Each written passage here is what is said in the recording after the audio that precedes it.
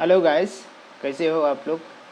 चलो, आज जो है फिर से अपन साइटोलॉजी और सेल बायोलॉजी के लेके चलने वाले हैं। तो चलिए, आज जो है कितने डेट है पता है ना? 29 अप्रैल। ठीक है। आज जो है उल्का पिंड गिरने वाला है, मैं यहाँ पे वीडियो रिकॉर्ड कर रहा हूँ। तो चलो, कोई बात नहीं है। अपने को काम काम चाहिए। सबसे पहले क्या कंडीशन है कि यहाँ पे अपन बात कर रहे थे कि ऑर्गेनिज्म जो था ऑर्गेनिज्म के कंडीशन में अपन बात कर रहे हैं कि दो टाइप का ऑर्गेनिज्म था। एक तो यूनिसेलुलर था, दूसरा मल्टी सेलुलर था। तो यूनिसेलर के कंडीशन में अपन बोले कि भाई एक सेल से बनी हुई, तो इसमें टाइप कहाँ से, कोई टाइप उप की बात नहीं करे, एकदम बिल्कुल जो है अमूमन वैसे ही छोड़ दिए कि मतलब कि उसके जो है एक ही सेल में कंप्लीटली जितने भी फिजियोलॉजिकल एक्टिविटी होता है, मेटाबॉलिक एक्टिविटी होता है, all things included in a single cell. अब कंडीशन क्या है कि जैसे अपन बात करें कि भाई इसके कंडीशन में मल्टी सेलर ऑर्गेनिज्म के कंडीशन में, तो मल्टी सेलर के कंडीशन में अपन जाने कि 4 टाइप का सेल था। और चारों के चारों टाइप के सेल्स के कंडीशन में अपन बात करें कि एक तो अनडिफ्रेंशिएटेड सेल्स है, दूसरा डिफ्रेंशिएटेड सेल्स है, तीसरा डी डिफ्रेंशिएटेड सेल्स है, और चौथा जो है री डिफ्रेंशिएटेड सेल्स है। उसमें अपन दो की बात कर चुके हैं ऑलरेडी, अनडिफ्रेंशिएटेड सेल्स की बातें कर चुके हैं और डिफरेंशिएटेड सेल्स की बातें कर चुके हैं। तो बचा क्या कि बचा उस जगह पे मतलब कि अपने पास जो है डी डिफरेंशिएशन के अलावा जो है एक सेल्स है री डिफरेंशिएशन। ठीक है ना? ठीक है ना? डिफरेंशिएशन वाले कर चुके थे, अनडिफरेंशिएशन डिफरेंशिएशन। तो डी डिफरेंशिएशन और undifferentiated cells, undifferentiated type of cells के बारे में चर्चा करना है। तो थोड़ा सा उससे पहले एक रिकैप लेना चाहते हैं कि प्रीवियसली हमने क्या करा। हुँ? तो इसमें थोड़ा सा रिकैप की ज़रूरत है। अपने को पता है कि आप जुड़े हुए हैं एलन बायोलॉजी क्लासेस ऑनलाइन। ठीक है ना? मैं अतुल कुमार। यहाँ पे आपको मतलब कि सेल ही चल रहा है और सेल चलेगा आज। ठीक है ना?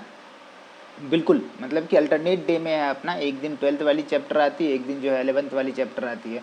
तो चलो, कुछ बात गवाएं, अपन जो है काम पे वापस आते हैं। ठीक है?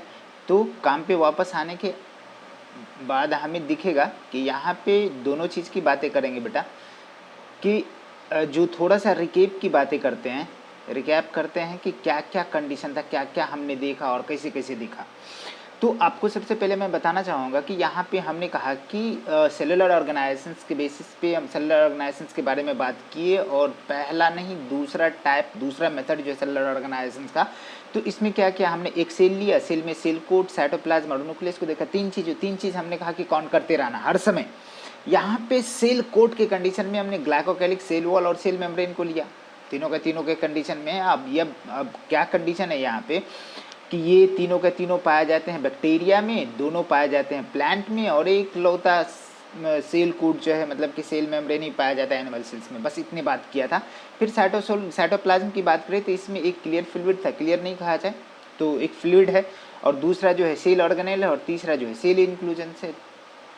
तो सेल ऑर्गेनेल और सेल इंक्लूजन्स के कंडीशन में थोड़ा थोड़ा बात करेंगे कि डबल मेम्ब्रेन सेल ऑर्गेनेल और सिंगल मेम्ब्रेन और मेम्ब्रेनलेस की बात करेंगे। तो हमें याद करना था ये और ये, मतलब कि माइटोकॉन्ड्रिया, क्लोरोप्लास्ट और न्यूक्लियस इस double membrane bond cell organelle, इसी को याद रखना है। और दूसरा जो मेम्ब्रेनलेस, जिसमें मेम्ब्रेन ना हो, जोम, सेंट्रोजोम और राइबोजोम, रेस्ट जो बचा हुआ है आपका सिंगल मेम्ब्रेन में होगा। इतने बात तो समझ में आ गया। अब सेल इंक्लूजन्स की बात करी जाए तो सेल इंक्लूजन्स में बोला कि यह क्या है, मेटाबॉलिकली एक्टिव है। कहने का मतलब क्या है कि इसमें किसी तरह का जो है लिविंग स्ट्रक्चर्स नहीं है, मतलब कि ये स्टोरेज का काम करता है, सिक्रेशन का काम करता है, एक्सक्रीशन का काम करता है। तो ये तीनों का तीनों बातें हमने कर लिए हैं पहले ही। इसके क्या क्या एग्जाम्पल है, स्टोरेज में क्या है और सेक्रेटरी में क्या है, और यहाँ पे जो है मतलब एक्सक्रेटरी प्रोडक्ट के रूप में क्या है। अब थोड़ा सा न्यूक्लियस के बारे में देख लेते हैं बेटा कि न्यूक्लियस में हमने क्या क्या बात किया, उसको डिटेल आगे चलेंगे। तो न्यूक्लियस में हमने बात किया कि तीन चीज़ें, फिर एक न्यूक्लियर मेम्ब्रेन, दूसरा न्यूक्लियोप्लाज्म, तीसरा जो है न्यूक्लियोलस। तो यहाँ पे न्यूक्लियोप्लाज्म के अंदर देखते हैं तो क्रोमेटिन डीएनए आरएनए और प्रोटीन के बने। तो प्रोटीन में क्या है, स्टोन और नॉन स्टोन दोनों प्रोटीन है। यहाँ पे nucleolus is also present in the cytoplasm. ठीक है। अब कंडीशन है कि जैसे ही अपन आगे की तरफ चलेंगे तो ऑर्गेनिज्म को क्या किया हम लोगों ने, ऑर्गेनिज्म को यहाँ पे क्लासिफाई किए थे। पिछला लेक्चर देखते रहिएगा, ये रिकैप है, मैं रिवाइज कर रहा हूँ पिछले लेक्चर को। आप लोग जो है मतलब कि मेरे बातों पे एकदम ध्यान देंगे। मैं रिवीजन कर रहा हूँ, क्विक रिकैप ले रहा हूँ जो प्रीवियस क्लासेस मैंने दिया था। यहाँ पे यूनिसेलर और मल्टीसेलर, तो यूनिसेलर एक ही सेल से बने होते हैं, इसमें किसी तरह का लेवल ऑफ डिवीजन नहीं होता है, इसका मेटाबॉलिक एक्टिविटी जो है एक सिंगल सेल में होता है, ये हो गए। दूसरा मल्टीसेलर, ये बहुत सारे सेल से मिलकर बने होते हैं, इसमें यदि बात करते हैं तो capacity to division and differentiation, there are 4 type of cells. इसके पास जो है डिवीजन और डिफ्रेंसिएशन के बेस पे कैपेसिटी पे 4 तरह के सेल है, मतलब कि उसी का चर्चा करने वाले हैं, undifferentiated, differentiated, dedifferentiated and redifferentiated type of cells. तो यहाँ पे बेटा हमने बात कर लिया है, क्या क्या बात किया है आपको दिखाएं कि मैंने बात किया है आपके लिए जो है अनडिफ्रेंशिएटेड टाइप ऑफ सेल्स के बारे में बात किया है, और दूसरा क्या, अनडिफ्रेंशिएटेड जो डिफ्रेंशिएट नहीं है, किसी भी पार्टिकुलर फंक्शंस के लिए डिफ्रेंशिएशन नहीं है बिल्कुल।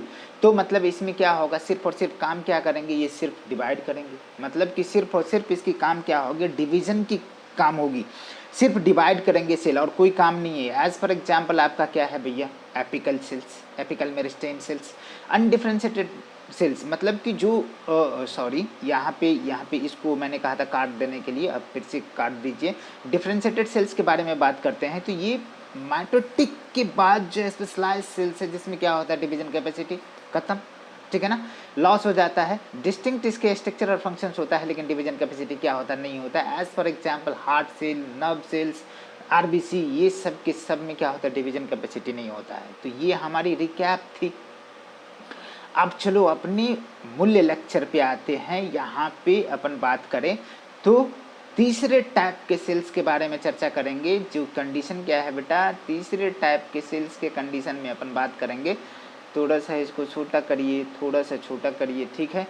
तीसरे टाइप के सेल्स के बारे में बात करेंगे तो अनडिफ्रेंशिएटेड टाइप ऑफ सेल्स के बारे में बात कर रहे हैं। और अनडिफ्रेंशिएटेड सेल्स कौन सा है, जो क्या कर रहा था, सेल डिवीजन कैपेसिटी कर रहा था। फिर जो है डिफरेंशिएशन मतलब कि सेल डिवीजन कैपेसिटी लॉस हो गया, माइटोटिक स्पेशलाइज्ड सेल्स। और तीसरा क्या है कि डी डिफरेंशिएटेड। यहाँ बेटा एक चीज़ को आपको ध्यान देना पड़ेगा कि डी मीन्स क्या होता है, रिमूव करना, हटाना, ठीक है ना। डी मीन्स क्या होता है, रिमूव करना। और डिफरेंशिएशन तो मतलब क्या कि जो डिफरेंशिएट सेल था उसको कहीं ना कहीं क्या करना पड़ेगा, अनडिफरेंशिएट बनाना पड़ेगा।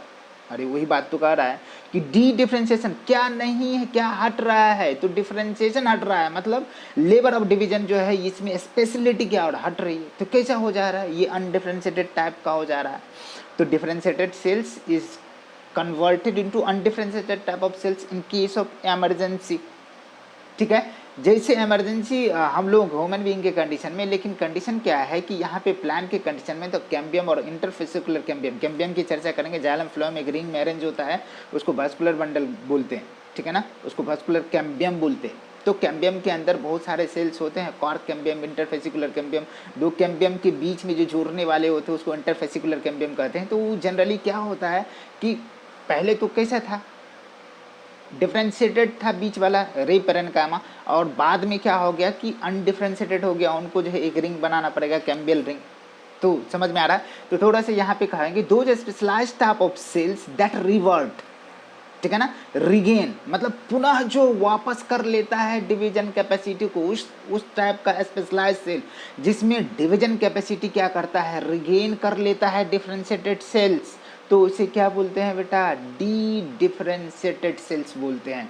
यहाँ पे बात करें तो cork cambium, interfascicular cambium, any parts of the animal, ठीक है ना। एज फॉर एग्जाम्पल कि हमने क्या कहा बेटा कि आप क्या करते हो कि जैसे हम क्या कहीं पे बाइक से या कोई भी चीज़ों से मैं जा रहा हूँ कहीं, ठीक है।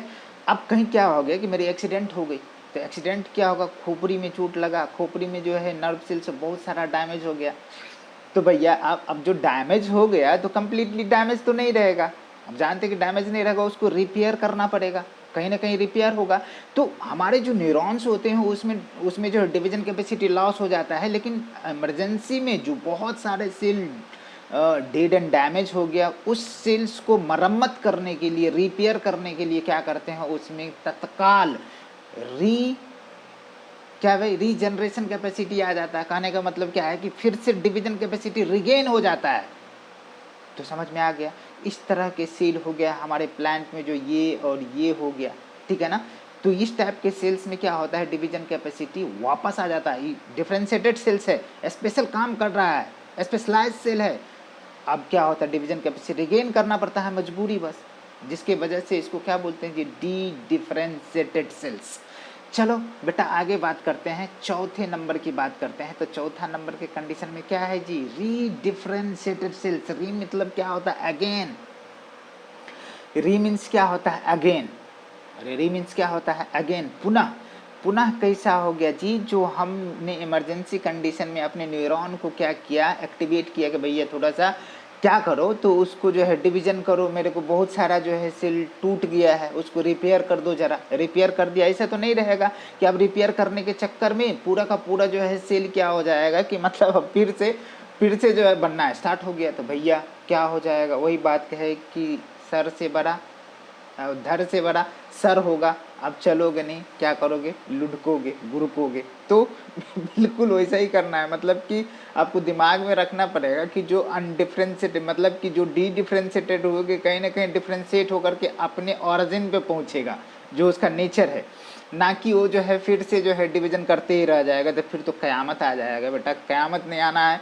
मतलब कि ये ऐसे तो biology is the science of exception, मतलब कि इसमें ढेर सारा अपवाद है, कुछ भी हो सकता है। जैसे अपन बोलते हैं कि छोटा सा एग्जांपल है कि रिप्रोडक्शन के कंडीशन में बोलते हैं, ह्यूमन बीइंग के कंडीशन में 45 to 50 ईयर्स में क्या होता है, मेनोपॉज होता है, ठीक है। उसके बाद जो है मेंस्ट्रुअल साइकिल या ओव्यूलेशन दोनों का दोनों क्या होता है, बंद हो जाता है। मतलब कि मेंस्ट्रुअल हुआ ही नहीं तो साइकिल जब नहीं होगा, मेंस्ट्रुअल साइकिल एमसी नहीं होगा, तो वहाँ पर ओव्यूलेशन नहीं होगा, तो बच्चा देने की कोई सवाल ही नहीं पैदा होती है। लेकिन जापानीज एक लेडीज थी डेलाकोटा करके, तो वो वहाँ पे वो 65 साल में बेबी बॉय को जन्म दी। कैसे भैया, मतलब कि कहा जाता है कि ये बायोलॉजी है भाई, कहीं पे भी अपवाद हो सकता है, ठीक है ना। तो biology is a science of exception. चलो यहाँ पे कहते हैं कि those specialised type of cells which perform different functions and completely lost their cell division capacity. उसने क्या करा कि अब जो बेटा अब कहोगे कि हमको फिर से रिपेयर करो, मैं नहीं करने वाला, ठीक है ना। अब कंप्लीटली क्या हो गया कि वो जो पूरा का पूरा जो है डिफ्रेंशिएट हो गया। क्या हो गया, पूरा का पूरा जो है डिफ्रेंशिएट हो गया। तो अब उसमें डिवीजन कैपेसिटी नहीं होगा। As for example secondary cortex, ठीक है ना। सेकेंडरी मेडुलरी रे, मेडुलरी रे वहाँ पे जो बन रहा है वो सेकेंडरी मेडुलरी रे बना, और कंडीशन क्या है कि अब जो है कंप्लीटली डिफ्रेंशिएटेड हो गया, इसमें कभी भी डिवीजन कैपेसिटी वापस नहीं आ सकता है। तो इस टाइप के सेल्स को क्या बोलते हैं, री डिफ्रेंशिएटेड सेल्स। अब बेटा मैं क्या कर रहा हूँ, इस चारों सेल का थोड़ा सा समरी कर रहा हूँ। आपको एकदम बिल्कुल दिमाग में रखना पड़ेगा कि समरी किस तरीके से है। समरी बहुत ही बढ़िया है, मतलब कि एक लाइन डायग्राम मैं कर दिया हूँ कि देख बेटा क्या कंडीशन है कि जो हमारे पास अनडिफरेंशिएटेड टाइप ऑफ सेल्स है, ठीक है ना। अब क्या हो गया कि ये मॉडिफाइड हो गया, ये डिफरेंशिएट हो गया, कहा कि भैया हम डिवीजन नहीं करेगा, कुछ सेल जो है क्या किया, डिफरेंशिएट करके वो डिफरेंशिएटेड सेल्स बना लिया। मतलब कि हो सकता है लंग्स, लिवर, हार्ट कुछ भी बना दे, तो स्पेशल काम के लिए हो गया, उसमें तो डिवीजन नहीं होगा। अब क्या कंडीशन है कि ये डिफरेंशिएट हो गए, अब इसमें टूट फूट हुआ, मरम्मत मतलब कि टूट फूट हो गई।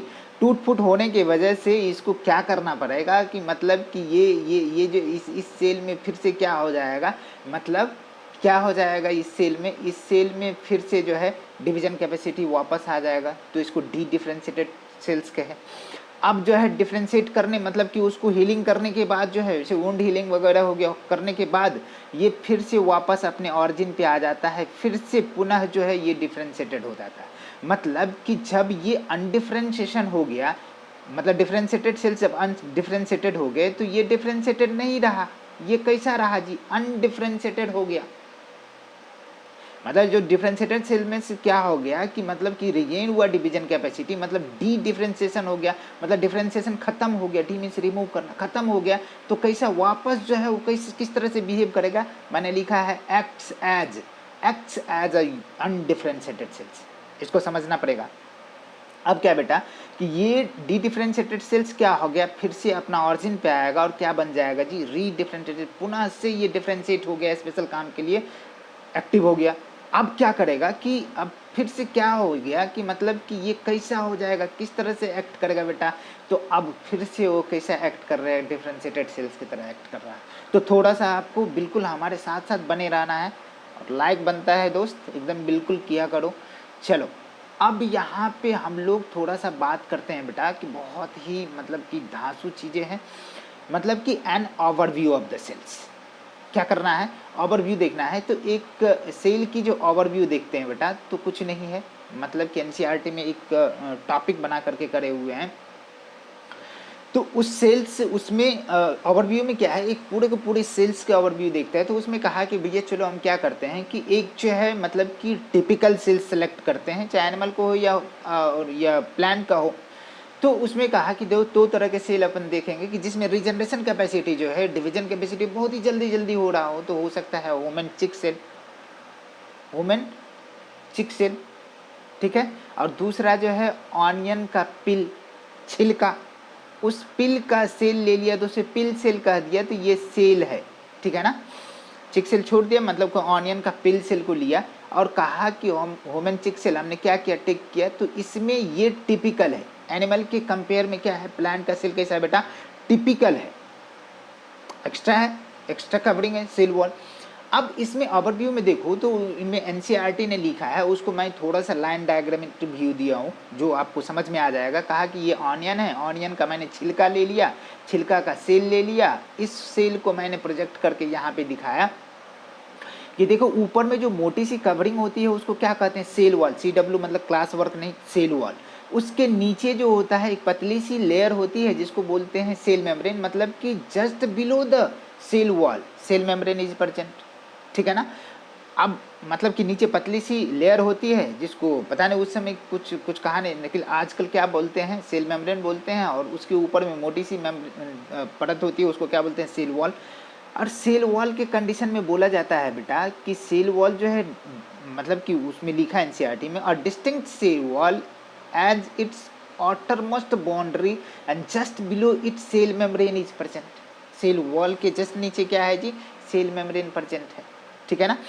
अब चलो यहाँ पे देखना, पानी है, इसमें पानी है, फ्लूइड है, साइटोप्लाज्म है, वो क्या करता है, सेल के वॉल्यूम को कंटेन करता है, मतलब कंटेन करता है। कहने का मतलब क्या है कि किसी भी कोई है यहाँ पे स्पेरिकल स्ट्रक्चर है तो उसकी वॉल्यूम अपन काउंट करेंगे, मतलब कि लंबाई, चौड़ाई और कुछ जो ऊंचाई की भी बात करेंगे। तो इसमें जो पानी होगा, जो प्लाज्म होगा, कहीं ना कहीं वो लिक्विड है बेटा, क्या है, लिक्विड है। तो लिक्विड किसको रखता है जी, वॉल्यूम को ही रखता है।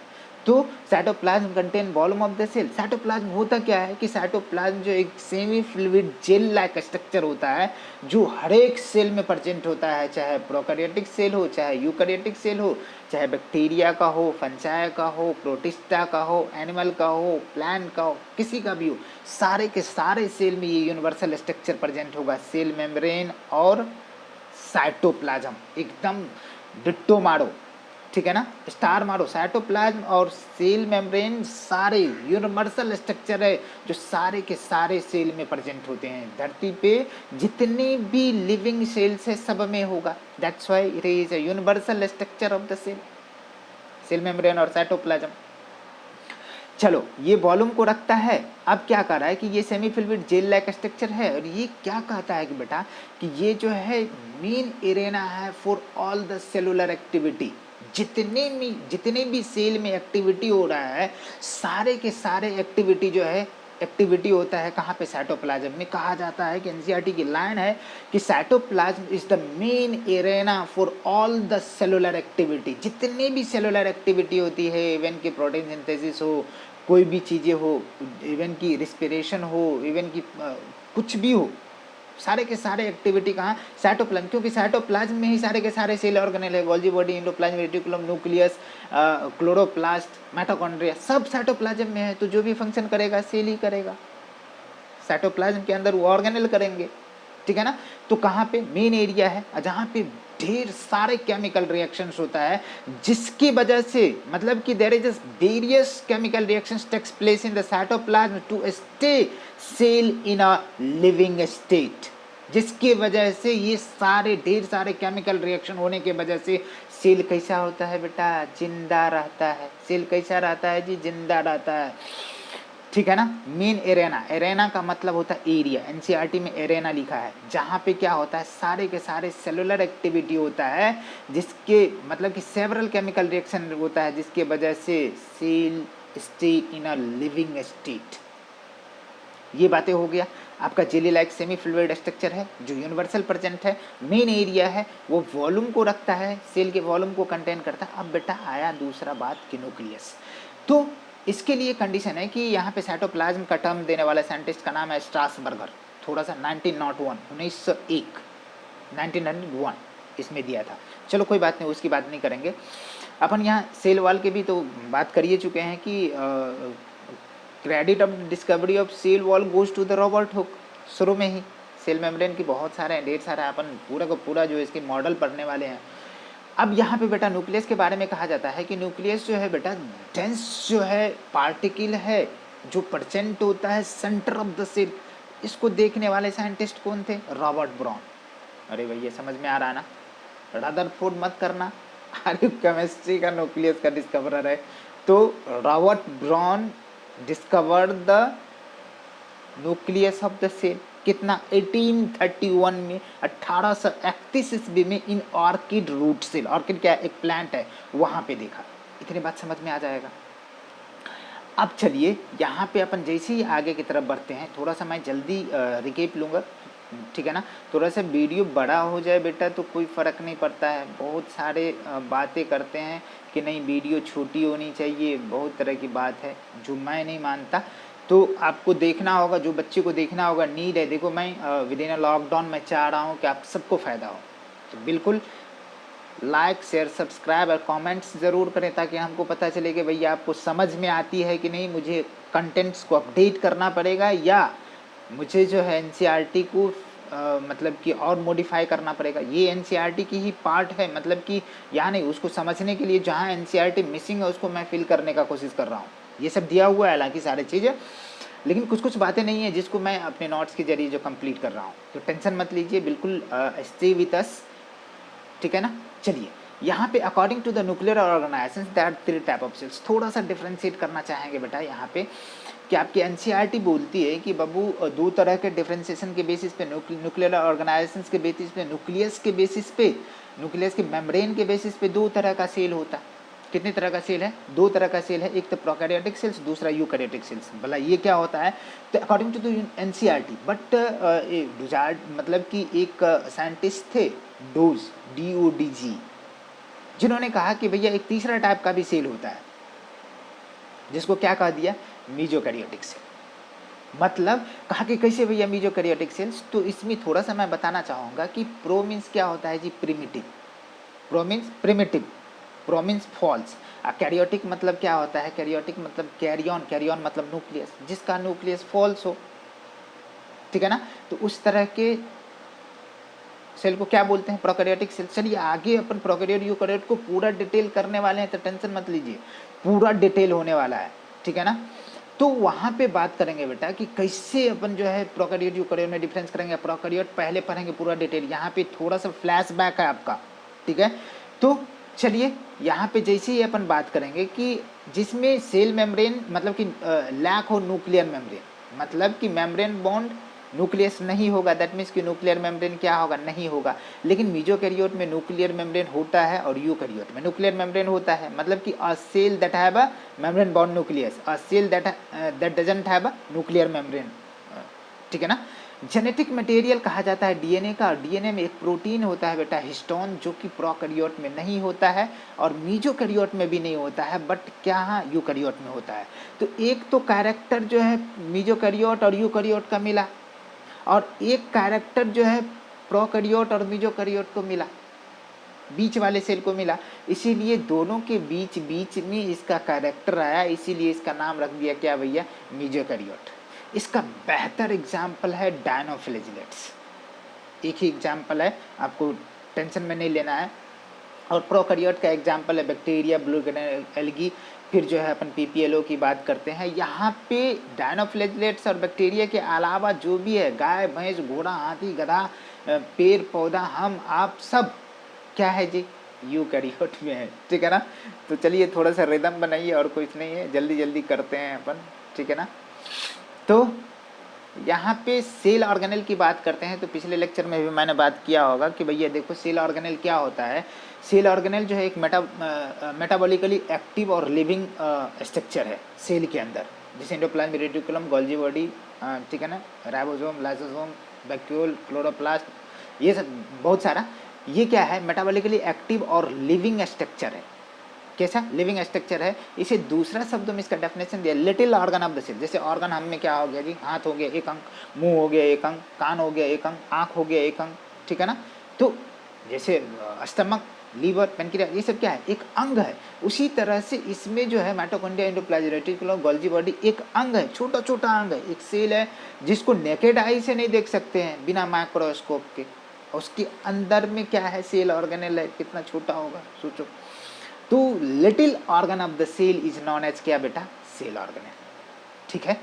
अब चलिए यहाँ पे एग्जाम्पल आपको सबके सब दे दिए। अब कंडीशन है कि यदि सेल है, कोई कोई पार्ट है भैया, तो उसका कहीं ना कहीं नंबर होगा, साइज होगा, शेप होगा, ये सब के सब होगा। तो नंबर के कंडीशन में सेल के नंबर बोलते हैं। तो यूनिसेलुलर में तो एक ही सेल है तो उसकी बात नहीं करेंगे अपन, बात करेंगे किसका, मल्टी सेलुलर का, जिसमें नंबर ऑफ सेल वेरी करता है। जितना जो बड़ा जीव होगा उसमें उतनी नंबर ऑफ सेल होगा। तो एवरेज माना जाता है कि 10 to the power 16 to 10 to the power 22। मान लो कि अपन 60 kg के हैं, तो बहुत सारे लोग बोलते हैं कि 6 into 10 raise to the power minus 10 to raise to the power 16, इतना बोला जाता है। अरे ठीक है, तो कह सकते हैं कि it's as like a infinite number of cell present in a multi cellular organism as like a human, elephant, horse, dog, ठीक है ना, काऊ, बफेलो, जो भी है, ठीक है, प्लांट बड़े बड़े। तो ये बातें हमारा पहला गया। दूसरा है शेप के बारे में, जैसे ही बात करते हैं तो शेप इसका वेरिएबल होता है, depend on the physiological activity of the cell. जैसा काम करेंगे उसके हिसाब से उनका शेप होगा। एज फॉर एग्जांपल हम यदि नर्व सेल्स के बारे में बात करते हैं तो लंबा लंबा होता, क्यों भैया, इसको नर्व इम्पल्स को कंडक्ट करना है। अरे समझ में आ रहा है ना। तो शेप जो है आपको दिमाग में रखना पड़ेगा।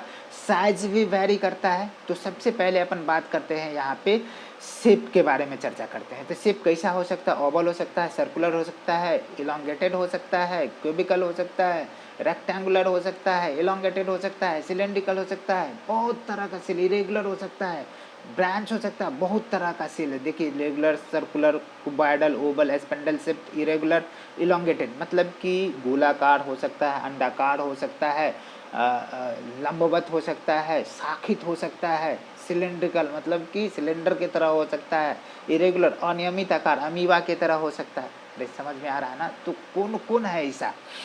तो यहाँ पे देखिए बेटा कि इस लाइन को मैं थोड़ा सा आगे लेना चाहूँगा कि इसमें जैसे ही बात करेंगे अपन कि यहाँ पे कह रहे हैं कि cell differ greatly in shape and size,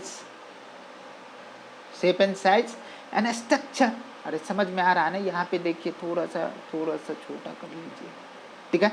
यहाँ पे चलिए, greatly differ in shape, size and activity, उसके एक्टिविटी पे, उसके हिसाब से उसका जो है शेप होता है। यहाँ पे कहा जाता है कि ह्यूमन बीइंग के कंडीशन में more than 200 types of cell है। जानते कितना, 10, 20, 50, 25, liver cell, lung cell, heart cell, nerve cell, neuron, ठीक है ना, body cells, generative cells, testis, ovary, ये सब जानते ना, जर्मिनल एपिथेलियल, मतलब बहुत सारा। तो कुछ इंपॉर्टेंट सेल्स का मैं डायग्राम बना रहा हूँ उसके शेप के बारे में जो आपको दिखेगा। ये है क्यूबिकल शेप जो स्वीट ग्लैंड में होता है। ये कोलमनार सेल्स है, इसमें थोड़ा सा मॉडिफिकेशन करें तो ये गॉबलेट सेल जो हमारा स्टमक में होता है। ये WBC है, अमीबॉयडल शेप है WBC, ठीक है ना। ये RBC है, WBC एक ब्लड का टाइप है, पता है ना, वाइट ब्लड कॉर्पसल्स, श्वेत रक्तकण और लाल रक्तकण, ठीक है ना। ये कैसा होता है, इरेगुलर अमीबा की तरह होता है। कैसा होता है, अमीबा की तरह। और यहाँ पे ये बाइकनकेव भी होता है और राउंडेड भी होता है, लेकिन हम लोगों में कैसा होता है, बाइकनकेव, इधर से भी कनकेव, इधर से भी कनकेव, दो तरह से कनकेव है। तो बाय में से दो, याद रहेंगे। चलिए अब जो है तीसरा टाइप, यहाँ पे दूसरा देखें तो स्मूथ मसल्स में देखना कि ये स्पेंडल शेप्ड, एस शेप्ड दिखेगा आपको, एस के शेप का दिख रहा है। ये कॉनोसाइट सेल्स है जो इन्वर्टिब्रेट के कंडीशन में होता है। ये स्केलेटल मसल्स में हमारा कैसा होता है जी, सिलेंड्रिकल सेल होता है, ठीक है ना। ये रेक्टेंगुलर तरह का सेल्स होता है, ठीक है। यहाँ पे नर्व सेल्स जो ब्रांच और इलोंगेटेड है, नर्व सेल्स के कंडीशन में जो बोले न्यूरॉन, इसमें दो पार्ट को देखते हैं, एक डेंड्रॉन को देखते हैं, दूसरा एक्सॉन को देखते हैं। एक्सॉन टर्मिनल है और यहाँ पे क्या है, न्यूक्लियस है। ये छोटा छोटा जो फाइबर लाइक स्ट्रक्चर दिख रहा है उसको डेंड्राइट्स बोलते हैं। ये मैलिन सीट हो गया, समझ में आ रहा है ना, ये एक्सॉन टर्मिनल हो गया, ठीक है बेटा। अब चलिए यहाँ पे लीफ में, हमारे मेसोफिल सेल्स के लीफ में जो होता है इस टाइप का सेल्स होता है, आपको दिमाग में आना पड़ेगा। ये मेसोफिल सेल्स है तो इलोंगेटेड भी होता है, राउंडेड भी होता है। ये मेसोफिल सेल्स कहाँ होते हैं, कहाँ होते हैं बेटा, लीफ में, ठीक है ना। ये जो है ट्रैकिड्स, जो पानी को ढोने का काम करता है जाइलम के कंडीशन में, जो इलोंगेटेड टाइप का है, ये तो बता ही दिए। यहाँ पे थोड़ा सा और इलोंगेट करते हैं, ये एक्सॉन टर्मिनल है। एक्सॉन टर्मिनल से क्या होता है, ये sac like structure, synaptic knob कहते हैं। सिनेप्टिक नोब के अंदर ये छोटा छोटा स्ट्रक्चर दिखता है, सिनेप्टिक वेसिकल्स कहते हैं। सिनेप्टिक वेसिकल्स के अंदर में न्यूरोट्रांसमीटर बड़ा होता है, जो क्या नाम है, एसिटाइलकोलिन। तो इतना नहीं करने का है, चलिए आगे बढ़ते जाते हैं। इस पेज को करने के लिए थोड़ा सा बात करेंगे बेटा कि यहाँ पे जैसे ही अपन बात करते हैं तो यहाँ साइज की बात करेंगे, बहुत ही मतलब कि देखिए एनसीईआरटी में दी हुई है बट आपको दिखेगा नहीं, ठीक है ना, दिखेगा नहीं। तो इसलिए मैं क्या बात करता हूँ, साइज के बारे में बात करता हूँ, साइज ऑफ सेल्स, ठीक है। तो वायरस के कंडीशन में 0.02 से लेकर के 0.2 माइक्रोमीटर तक। बैक्टीरिया जो है जनरल नॉर्मल बैक्टीरिया 3 से 5 माइक्रोमीटर, टिपिकल बैक्टीरिया 1 से 2 माइक्रोमीटर, टिपिकल प्रोकैरियोटिक सेल्स 0.5 से 5 माइक्रोमीटर, ठीक है ना। टिपिकल यूकैरियोटिक सेल्स 10 to 20, कहीं कहीं लिखा रहता है 10 से लेकर के कितना 100 माइक्रोमीटर, ठीक है ना। ह्यूमन के आरबीसी मेंशन है कितना 7 माइक्रोमीटर डायमीटर होता है। डायमीटर समझते ना, ये देखिए सर्कुलर स्ट्रक्चर है, ये क्या है, सेंटर है, सेंटर से इधर की डिस्टेंस को क्या बोलते हैं, रेडियस। इधर भी क्या है, रेडियस। दो रेडियस को मिला करके क्या होता है डायमीटर। तो ये समझ में आ रहा है, अरे एक तो चीज़ें समझ में आ रहा है ना, मतलब कि D = R/2। मतलब कैसे हो गया कि डायमीटर बराबर क्या हो जाएगा R+R, और D = क्या हो गया 2R, तो R क्या हो गया D/2, ठीक है। चलिए कोई बात नहीं बात है, चलिए अब जो है इम्पॉर्टेंट अपन बात करते हैं इम्पॉर्टेंट सेल्स के बारे में। तो यहाँ पे ह्यूमन एनिमल लेते हैं, तो एनिमल का सबसे लॉन्गेस्ट सबसे लंबा सेल कौन होगा, nerve cell. Nerve cell of giraffe, giraffe में सबसे बड़ा कितना जी 90 सेंटीमीटर का, अप्रॉक्स टू 1 मीटर, 90 सेंटीमीटर से 1 मीटर तक का। लार्जेस्ट एनिमल सेल्स कौन सा है, शतुरमुर्ग का अंडा, एन एग ऑफ स्ट्रीच, जो कितना है 17:13.5 सेंटीमीटर। इसकी डायमीटर कितना होता है जी अंडा का 17 सेंटीमीटर, तो इसका लंबा होता है 13.5 सेंटीमीटर क्या होता है जी चौड़ा होता है। यहाँ पे थोड़ा सा बात करेंगे बेटा सरफेस एरिया वॉल्यूम रेशियो का। तो यहाँ पे क्या कंडीशन कि जैसे मैं 2 स्क्वायर को लिया हूँ, एक छोटा छोटा लिया हूँ, जिसका कंडीशन क्या है कि एक जो है दोनों लेंथ ब्रेथ दोनों के दोनों है। तो यहाँ पे यदि मानते हैं कि ये दोनों का रेशियो यदि निकालेंगे सरफेस एरिया वॉल्यूम का, तो यहाँ पे देखना कि सरफेस एरिया यहाँ पे बढ़ गया, जो बड़ा सेल है। अरे समझ में आया, surface area volume ratio, surface area छोटा वाले सेल का ज़्यादा है और बड़े वाले सेल का कम है सरफेस एरिया। तो यहाँ पे सीधे तरीके से volume is inversely proportional to the surface area, मतलब कि इन्वर्स का रिलेशन है। यदि सरफेस एरिया बढ़ रहा है तो वॉल्यूम क्या हो जाएगा, घट जाएगा। तो इसके हिसाब से ये बात करें तो मेटाबॉलिक एक्टिविटी जो है डायरेक्ट का रिलेशन होता है सरफेस एरिया का। तो सरफेस एरिया जितना ज़्यादा, जितना छोटा सेल उतना ही ज़्यादा सरफेस एरिया, और जितने ज़्यादा सरफेस एरिया उतना ही ज़्यादा मेटाबॉलिक एक्टिविटी। तो समझ में आएगा ना, छोटा सेल ज़्यादा एक्टिव होता है मेटाबॉलिकली। अब जो यहाँ पे बात करते हैं बाबू सबसे छोटा स्मॉलेस्ट सेल्स के बारे में बात करते हैं, जो PPLO है। PPLO का फुल फॉर्म क्या होता है, प्लूरोनिमोनिया। प्लूरो, P से प्लूरो, P से निमोनिया, P साइलेंट है, L से लाइक उस ऑर्गेनिज्म, प्लूरोनिमोनिया लाइक ऑर्गेनिज्म, जो कितना है जी 0.1 माइक्रोमीटर। माइकोप्लाज्मा लीड लिवाई, जिसका 3 माइक्रोमीटर जो है उसका क्या है, 3 माइक्रोमीटर उसका जो है मतलब कि लेंथ छोटा है, इतने छोटा है, मतलब कि 3 माइक्रोमीटर ही है उसका। अब क्या कंडीशन है कि जैसे अपन बात करते हैं बेटा थोड़ा सा यहाँ पे माइकोप्लाज्मा डेड लिवाई कितना है 3 माइक्रोमीटर। अब करते हैं स्मॉलेस्ट ह्यूमन सेल्स के बारे में बात करते हैं। तो सबसे स्मॉलेस्ट ह्यूमन सेल जो होता है वो किडनी का सेल होता है हम लोगों के कंडीशन में। स्मॉलेस्ट सेल है विदाउट जो है सेल वॉल। ये जो देख रहे हैं बैक्टीरिया में यहाँ पे सेल वॉल होगा बैक्टीरिया में, लेकिन माइकोप्लाज्मा में सेल वॉल नहीं होता। माइकोप्लाज्मा एक ऐसा बैक्टीरिया है जिसमें सेल वॉल नहीं होता बेटा। तो यहाँ पे एग्जाम्पल आपको इसमें भी लिया गया है कि विच सेल वॉल बताओ कि सबसे छोटा कौन सा। तो डायलिस्टर नीमोसेंटेसिस करके है जो बैक्टीरिया है बाबू, उस वो जो है सबसे छोटा सेल है एनिमल का जिसमें सेल वॉल नहीं है। प्लांट के कंडीशन में आप बात करते हैं तो सबसे बड़ा सेल प्लांट में क्या होता है, सबसे बड़ा सेल होता है फाइबर ऑफ रेमी। इसका जो है साइंटिफिक नेम है बहुमेरिया नीविया, जो 55 सेंटीमीटर लंबा होता है, लॉन्गेस्ट सेल है प्लांट का। सोच सकते हो जिस सेल को आंख से देख नहीं सकते वो 55 सेंटीमीटर आधे मीटर लंबा भी हो सकता है। लार्जेस्ट सेल्स है एसिटाबुलेरिया प्लांट के कंडीशन में, जो 10 से लेकर के 14 सेंटीमीटर तक क्या होता है, जो डायमीटर का होता है। स्मॉलेस्ट सेल्स होता है उल्फिया। उल्फिया एक एंजियोस्पर्म का जो है सबसे छोटा प्लांट है जिसमें दुनिया का सबसे छोटा फूल लगता है उल्फिया, इसलिए माना जाता है कि उल्फिया के पास सबसे छोटा सेल है प्लांट में। और सबसे बड़ा सबसे लार्जेस्ट फ्लावर कौन है पूरी दुनिया में, रफलेशिया। ठीक है, तो अपनी अलग बात है।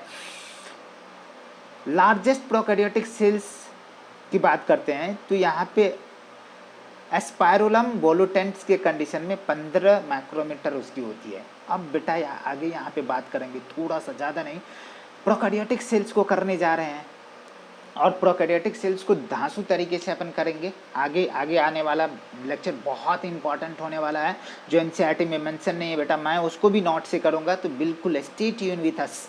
यहाँ पे प्रोकैरियोटिक सेल्स के बारे में बात करते हैं। इसके एग्जाम्पल बैक्टीरिया लेते हैं, चाहे आर्के बैक्टीरिया, यू बैक्टीरिया है, साइनोबैक्टीरिया। साइनोबैक्टीरिया को क्या बोलते हैं, बीजीए, ब्लू ग्रीन एल्गी। चलो, प्रो मीन्स क्या होता है, फॉल्स या प्रिमिटिव। कैरियन मीन्स क्या होता है, न्यूक्लियस। तो इसका मतलब ओवरऑल क्या हो गया, न्यूक्लियर मेम्ब्रेन नहीं होगा। वैसा सेल जिसमें अनबॉन्डेड न्यूक्लियस हो, इसका मतलब क्या हो गया, that is nuclear membrane. Nucleolus और मेम्ब्रेन बॉन्ड सेल ऑर्गेनेल क्या होगा, एब्सेंट होगा। माइनस एंटी जहाँ देखना मतलब absent. They are generally smaller and multiply very fast as compared to the eukaryotic cells। मतलब कि ये बहुत ही फास्टली ग्रो करता है, ठीक है ना, यूकैरियोट के कंपेयर में। इसके पास ग्रेट डाइवर्सिटी होता है बेटा। इसके शेप के बेसिस पे अपन बात करते हैं तो बहुत सारा बैक्टीरिया की 4 शेप होता है। शेप के बेसिस पे 4 तरह का बैक्टीरिया है जिसको बोलते हैं अपन कोड वर्ड में क्लोज ब्लड वस्कुलर सिस्टम।